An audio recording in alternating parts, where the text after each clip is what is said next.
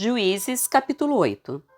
Então os homens da tribo de Efraim perguntaram a Gideão: Por que você nos tratou dessa forma? Por que não nos chamou quando foi lutar com os midianitas? E o repreenderam duramente. Gideão, porém, respondeu: O que eu fiz em comparação com vocês? A sobra das uvas da colheita de Efraim não são melhores que toda a colheita do pequeno clã de Abiezer? Deus entregou em suas mãos Oreb e Zeebe, os comandantes do exército midianita. O que eu fiz em comparação com isso? Quando ouviram a resposta de Gideão, a indignação dos homens de Efraim diminuiu. Então Gideão atravessou o rio Jordão com os 300 homens e, embora estivessem exaustos, continuaram a perseguir o inimigo. Quando chegaram a Sucote, Gideão pediu ao povo da cidade: Por favor, deem um pouco de comida aos meus guerreiros. Eles estão muito cansados. Estou perseguindo Zeba e Zalmuna, reis de Midian. Mas os líderes de Sucote responderam: Primeiro, capture Zeba e Zalmuna, e então daremos comida ao seu exército. Muito bem, disse Gideão. Depois que o Senhor entregar Zeba e Zalmuna em minhas mãos, voltarei e rasgarei a carne de vocês com espinhos e com espinheiros do deserto. Dali, Gideão subiu a Peniel, onde também pediu comida e recebeu a mesma resposta. Disse ele ao povo de Peniel: Quando eu voltar vitorioso, derrubarei essa torre. A essa altura, Zeba e Zalmuna estavam em Carco, com cerca de 15.000 guerreiros. Era tudo que restava dos exércitos aliados do leste, pois 120.000 já haviam sido mortos. Gideão subiu pela rota das caravanas, a leste de Noba e Jogbá, e atacou de surpresa o exército midianita. Zeba e Zalmuna, os dois reis midianitas, fugiram, mas Gideão os perseguiu e os capturou, derrotando seu exército. Gideão, filho de Joás, voltou da batalha pelo desfiladeiro de Eres. Ali, capturou um jovem de Sucote e exigiu que ele escrevesse o nome dos 77 oficiais e autoridades da cidade.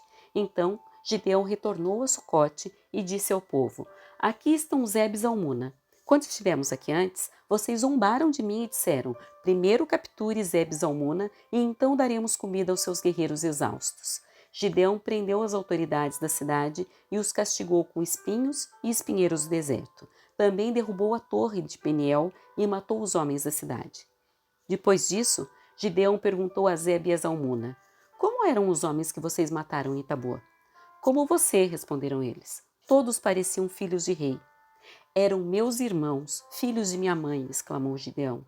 Tão certo como vive o Senhor, eu não mataria vocês se tivessem poupado a vida deles. Gideão se voltou para Jéter, seu filho mais velho, e disse: Mate-os. Mas Jéter não tirou sua espada, pois ainda era jovem e teve medo. Então Zeba e Zalmuna disseram a Gideão: Seja homem, mate-nos você mesmo. Gideão os matou e tirou os enfeites que estavam no pescoço dos camelos deles. Então os israelitas disseram a Gideão: Seja nosso governante. Você, seu filho e seu neto nos governarão, pois nos libertou de Midian. Gideão, porém, respondeu: Nem eu, nem meu filho governaremos vocês. O Senhor os governará. Mas tenho um pedido a fazer. Cada um de vocês me dê uma argola de ouro que tomou de seus inimigos como despojo. Uma vez que os inimigos eram ismaelitas, todos usavam argolas de ouro. Com todo prazer, responderam eles. Estenderam uma capa e cada um jogou ali uma argola de ouro que havia tomado como despojo.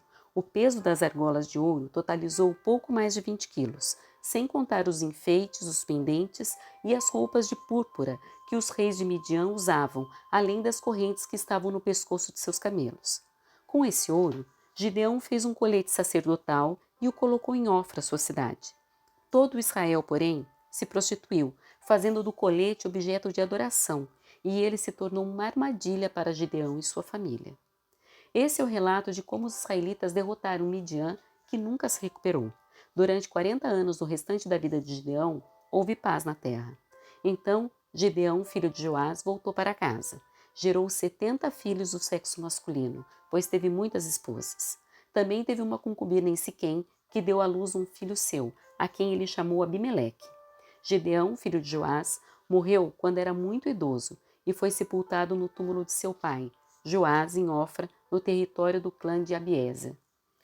Logo depois da morte de Gideão, os israelitas se prostituíram, adorando imagens de Baal e fazendo de Baal-Berite seu Deus. Os israelitas se esqueceram do Senhor seu Deus, que os havia livrado de todos os inimigos em redor. Também não demonstraram lealdade alguma para com a família de Jerobaal, isto é, Gideão, apesar de todo o bem que ele havia feito a Israel.